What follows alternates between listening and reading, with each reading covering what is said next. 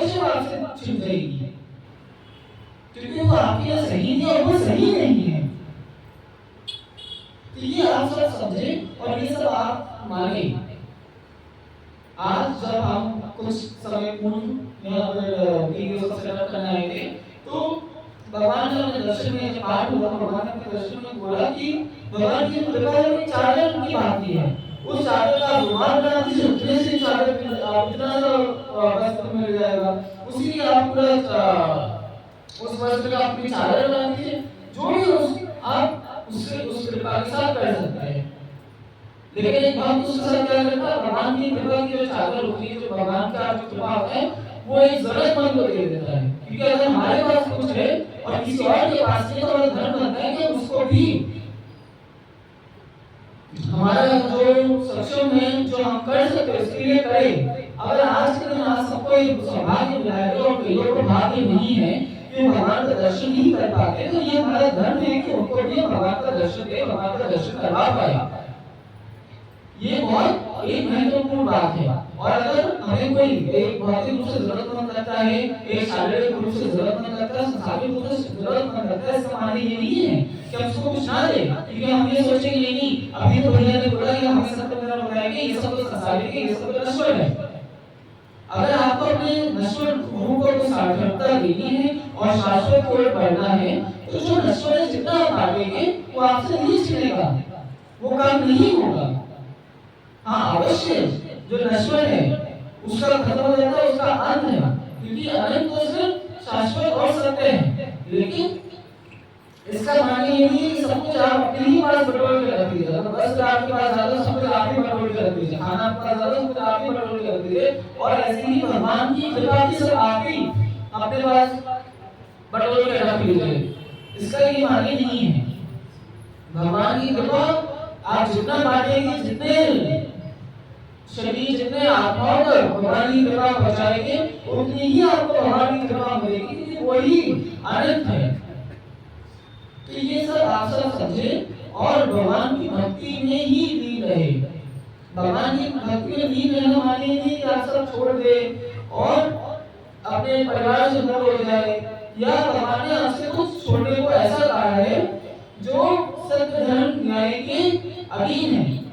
जब तक आपके जीवन में हर कुछ जो आपके पास है वो आपने सत्य धर्म और न्याय को समर्पित करा हो, तो आप भगवान आप ये समझ रहे हो भगवान का ही है, और जो भगवान का है वो भगवान के पास रहता है, हम तो भगवान के पास है। लेकिन जिस क्षण आपको लगा ये मेरा है या हमारा है, ये हमसे छिनेगा या हमें छीन ना जाए, हमसे खोल ना जाए, अगर हम यहाँ मंदिर में आए तो ये ना हो जाए, वो ना हो जाए, वो हमेशा से छिन जाएगा। और हर वो कुछ हम पुनः एक बोलेगा, हर कुछ जो आपको भगवान से और सत्य मंदिर से दूर करेगा वो आपसे अवश्य छिन जाएगा। ये आप समझिए। आप इस समय समझे ना समझे, लेकिन हो सकता है ऐसा समय आए कि आप समझे। हो सकता है कई वर्षों पूर्व, 20 वर्ष पूर्व, हो सकता है वृद्धावस्था में आपको जब पूरा आपका जीवन आपके पीछे हो और सिर्फ जो भगवान का अटल सत्य है वो आपके आगे हो, तो पहले क्या हो सकता है अपने जीवन को आप जब एक अंदर देखिए और अपने जीवन को देखिए, तो आपको हो सकता है उस समय अवश्य समझ में आए कि हाँ जो कुछ हुआ वो सही हुआ, जो कुछ नहीं मिला वो सही था, और जो कुछ मिला वो ठीक ही था। कई बार आप देखेंगे ऐसी बात है, हम सिर्फ वर्तमान में रह सकते हैं, वर्तमान देख सकते हैं, भूतकाल हमारे पीछे, वर्तमान हमारा और भविष्यकाल हमारे आगे है। तो वर्तमान में हो सकता है हर कुछ नहीं है, भूतकाल में क्या हुआ वो हम नहीं समझ पाते। कई बार भूतकाल में क्या हुआ उसकी सार्थकता, उसका अर्थ हमें भविष्य में समझ में आता है।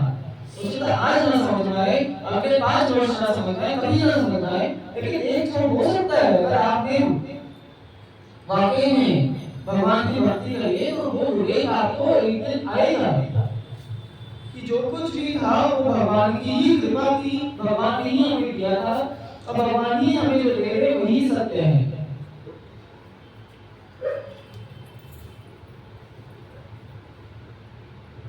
इसी रूप यही भक्ति है, यही भक्ति है, यही एक पूर्ण रूप से सच्ची भक्ति है। भगवान ने आप सब जानते हैं भगवान की ये कहानी है कि अगर हम सच्चे मन से भावना से अगर भगवान को कुछ अर्पित करते हैं तो भगवान उसी को स्वीकृत करते हैं, उसी को स्वीकार करते हैं। आप सोचेंगे कि नहीं हमने तो भगवान को धन दिया, वस्त्र चादर उड़ा दी, सब कुछ करते हैं, यही भक्ति है, यही तो श्रद्धा है।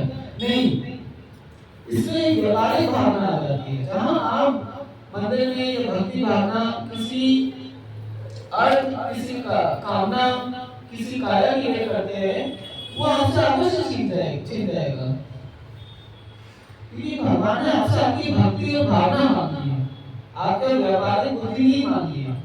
और भगवान की ये बोला, अगर आप व्यावहारिक बुद्धि लेकर आएंगे भगवान के पास, आप भगवान भी आपके साथ व्यावहारिक बुद्धि, व्यावहारिकता के साथ ही पेश आ सकते हैं। जो भावना लेकर आप भगवान के पास आएंगे वही कृपा आपको मिलेगी। अगर आप व्यावहारिक बुद्धि लेकर आएंगे तो आपको जो कृपा मिलेगी वो भी व्यावहारिक होगी,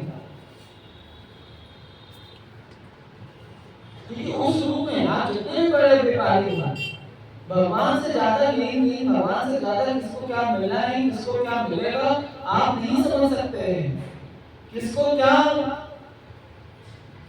योग्यता है, किसकी क्या योग्यता है, वो भगवान ही जानते हैं। एक भौतिक रूप से और एक संसारिक रूप से हम समझे, हम क्यों किसी सुनार के पास जाते हैं, हम क्यों किसी सोने की दुकान में जाते हैं, क्योंकि उसको परख होती है। लेकिन वो भी चलिए मनुष्य है, वो भी व्यक्ति है, वो भी व्यवहार करता है। ये आपको समझने की बात है। भगवान के सिवाय हर कोई रिश्ता जो अपने बोल रही है, इसलिए बोल रही आप छोड़ दे उसके नाते, लेकिन एक विवेक होना चाहिए। भगवान से आपका जो रिश्ता है, भक्ति का जो रिश्ता है, उसके सिवाय हर कोई जो रिश्ता है, हर कोई जो नाता है, वो कहीं ना कहीं व्यावहारिक है। अब ये नहीं है उसमें स्वार्थ है, स्वार्थ भी होता है, कहीं ना कहीं व्यावहारिक भावना है। एक बच्चा भी, एक शिशु भी, नवजात शिशु भी अगर रोता है तो वो माता से कुछ मांगने के लिए ही रोता है। और कहीं ना कहीं आपको मानना होगा, अगर आप अपने संतान के लिए कुछ कर रहे हैं तो इसलिए कर रहे हैं, वो आपके संतान है, तो ठीक है, वो आपका धन है, आपका धन का निर्वाह कर रहे हैं। और आपकी संतान आपके लिए जो कर रही है, क्योंकि वो उसका पुत्र धन, संतान का एक धन है, वो आपके लिए इसलिए कर रही है। लेकिन भगवत धन तभी आ जाता है, तभी होता है जब आप विश्व के लिए, मानवता के लिए कुछ करें, वही भक्ति भावना होती है।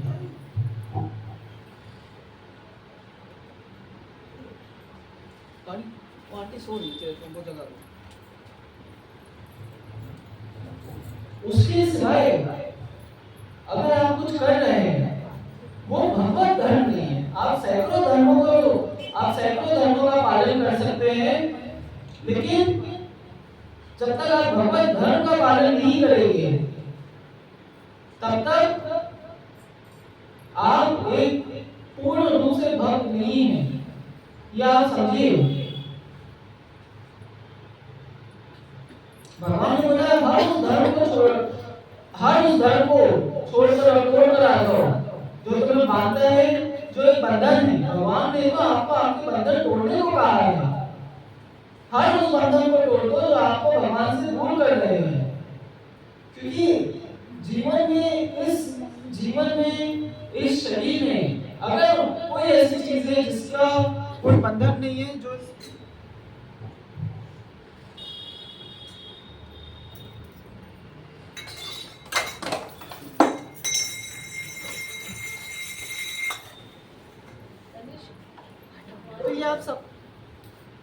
तो ये आप समझिए, आप समझिए और ये आप मानिए कि भगवान ने जो दिया है वही सत्य है। आप अपने संसार के सारे धर्मों को पूरा कीजिए। भगवान ने कभी नहीं बोला है कि नहीं तुम अपना परिवार छोड़ो, ये जो धर्म दीन है उसको छोड़ो। लेकिन अगर कोई आपके जीवन का ऐसा क्षण है, आपके जीवन में ऐसे कुछ है जो भगवत धर्म विरोधी है, जो भगवत धर्म के अधीन नहीं है, तो वो धर्म नहीं है। ऐसा कोई धर्म नहीं है। धर्म के रूप में आपके दायित्व है, जो भी आपके विश्वास है, जो भी आपने अपने जीवन में देखा है, अगर वो भगवत धर्म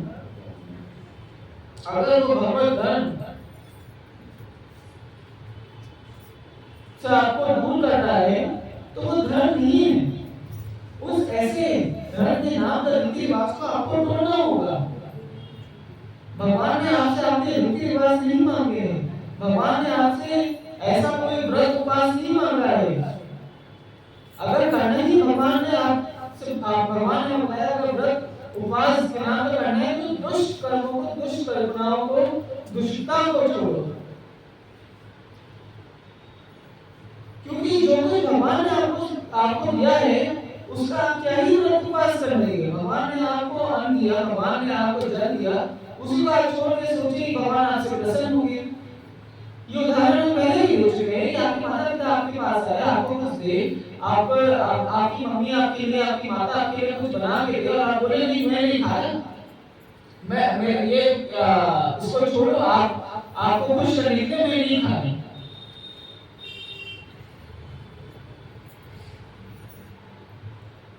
अगर हमें कुछ ऐसा करना ही है, कुछ नया करना है, तो भगवान ने हमें जो कुछ दिया है उसको हम सबके साथ बांट अवश्य सकते हैं, साझा अवश्य कर सकते हैं। तो अगर कुछ आपको संकल्प लेना है, ये संकल्प लीजिए कि भगवान ने जो आपको जो दिया है, आपको शरीर दिया है, आपको अन्न दिया है, जल दिया है, सब कुछ दिया है, औरों को आप साझा करें। जो शारीरिक रूप से हो सकते हैं किसी और को ना मिल पा रहा हो, अन्न का त्याग करके आप कोई धर्म का पालन नहीं कर रहे हैं। लेकिन साथ ही साथ हर धर्म क्या है, कोई भी धर्म हो, जो भी धर्म हो, उसकी मर्यादा होती है। साथ ही साथ जैसे कि हमने अभी कहा, इसका मतलब ये भी नहीं है कि आप अपना मर्यादा का उल्लंघन करें। जितना आपको मिलना चाहिए उससे ज्यादा आप लेने का कोशिश करें, या जो आपका नहीं है वो आप लेने की कोशिश करें, चाहे वो धन के रूप में या किसी और के अधिकारों के रूप में। जो आपके अधिकार है वो अवश्य आपके हैं, भगवान ने आपको कान स्वतंत्रता की है, लेकिन इसका माने ये नहीं है कि आप अपने अधिकारों को किसी और के ऊपर थोपे, या आपके अधिकार माने किसी और का अधिकार छीनना। ये आपके अधिकार नहीं है।